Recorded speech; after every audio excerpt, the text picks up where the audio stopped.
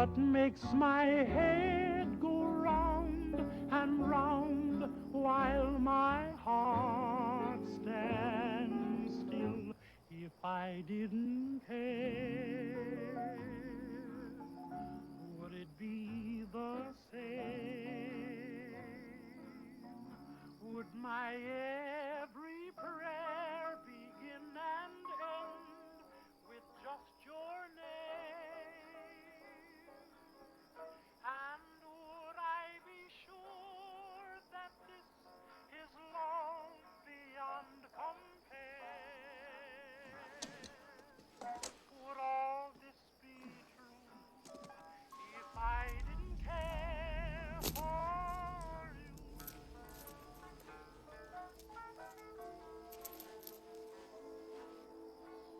If I didn't care,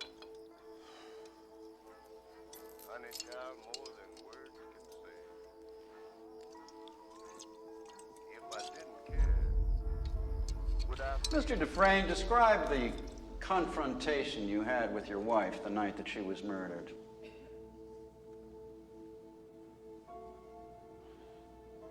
It was very bitter. She said she was glad I knew, that she hated all the sneaking around. And she said she wanted a divorce in Reno. What was your response? I told her I would not grant one. I'll see you in hell before I see you in Reno. Those were the words you used, Mr. Dufresne, according to the testimony of your neighbors. If they say so. I really don't remember. I was upset.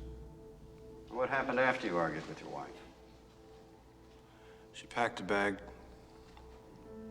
She packed a bag to go and stay with Mr. Quentin.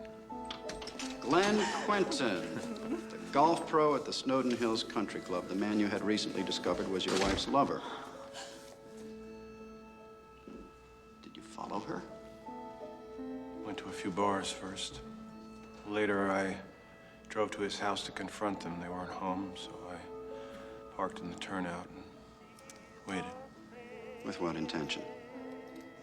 I'm not sure. I was confused, drunk. I think mostly I wanted to scare them. When they arrived, you went up to the house and murdered them. No, I was sobering up. I got back in the car and I drove home to sleep it off. Along the way, I stopped and I threw my gun into the Royal River. I feel I've been very clear on this point. Well, where I get hazy is where the cleaning woman shows up the following morning and finds your wife in bed with her lover riddled with .38 caliber bullets.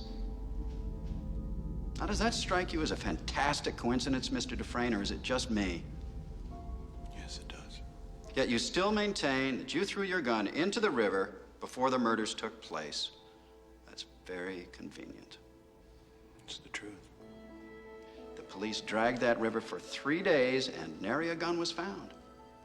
So there could be no comparison made between your gun and the bullets taken from the blood-stained corpses of the victims. And that also is very convenient, isn't it, Mr. Dufresne? Since I am innocent of this crime, sir, I find it decidedly inconvenient that the gun was never found.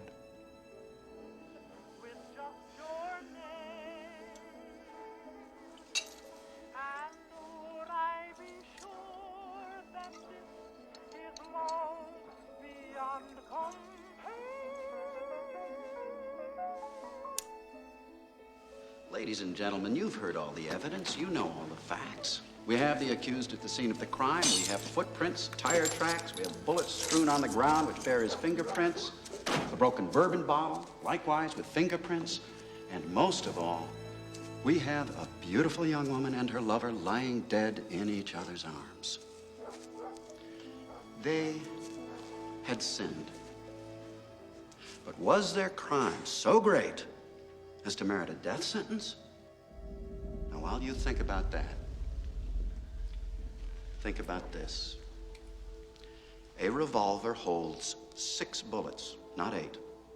I submit that this was not a hot-blooded crime of passion. That at least could be understood, if not condoned. No, this was revenge of a much more brutal and cold-blooded nature. Consider this: 4 bullets per victim. Not 6 shots fired, but 8. That means that he fired the gun empty and then stopped to reload so that he could shoot each of them again. An extra bullet per lover. Right in the head. You strike me as a particularly icy and remorseless man, Mr. Dufresne. It chills my blood just to look at you. By the power vested in me by the state of Maine, I hereby order you to serve 2 life sentences back to back. 1 for each of your victims. So be it.